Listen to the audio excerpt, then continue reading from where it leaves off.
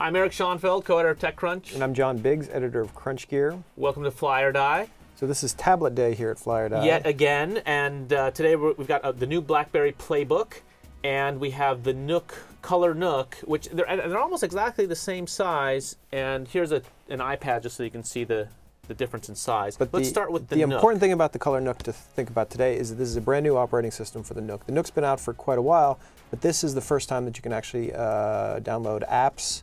You can put on a little HD flight control. You can put some Angry Birds on there. And why don't you show some apps? Right. Well, let's start from the beginning. At the base level, it's a reading. It's a reader, right? So it's I like to think of it as Kindle Plus. So you have books and you have books in color. I like this children's book that you actually get you get some audio and you get I like that. And then but then you have apps also like Pulse, which is a reader, and you can use this. This is kind of, you have the same thing on the iPad, right? It's just a visual way to go through your feeds, and there's a browser. So you've got a bunch of different magazines, books, etc. So the general thinking is that you're basically buying, when you buy this, you're basically buying a mini Android tablet, which is kind of an interesting deal. Right. I'm for the improvements that they've added to this. I'm still not completely convinced about the Nook Color as a device itself. I think the Kindle has still kind of got a beat in many respects, but we'll see what happens when Kindle launches their own color version. I'm a big fan of this. I give it a big fly. It's a little bit heavy, but not quite as heavy as the old iPad. But I've been saying all along that if you're going to have a reader, you want to have a browser, just a basic browser, and some apps, and that it does the job. I think it's $250. Yeah. And you have the store on there. You can download all the books. That's what you're going to be doing.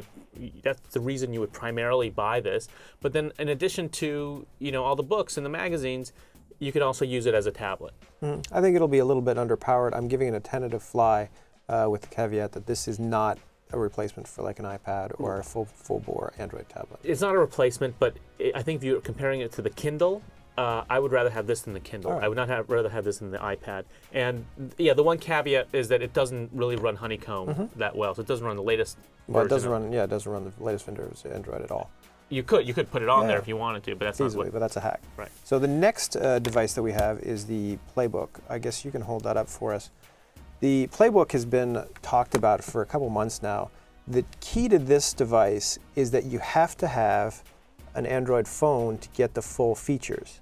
So if you need email or you need your contacts, all that stuff resides on your Android phone and only shows up using BlackBerry Bridge.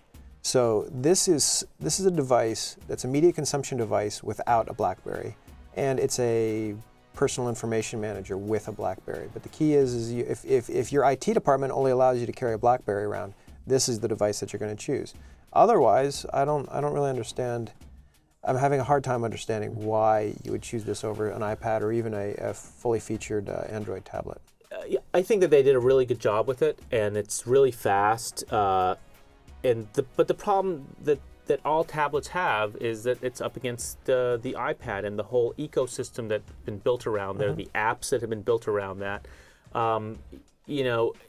You're really buying this for access to the apps, and the iPad is just so far ahead. Unlike the Nook, which the primary reason you're buying that is really as a book reader that has other capabilities. You're buying this instead of the iPad or instead of an Android tablet, and I actually like this better than most of the Android tablets I think so. We've had on here. So I'm going to give it a tentative fly, but it's really going to be tough for them because again, like who's going to build apps for? Yeah, I feel as if they had launched this right at the time of the first iPad, they had said if you're a BlackBerry user, you have to use this thing. Go for it. It's great.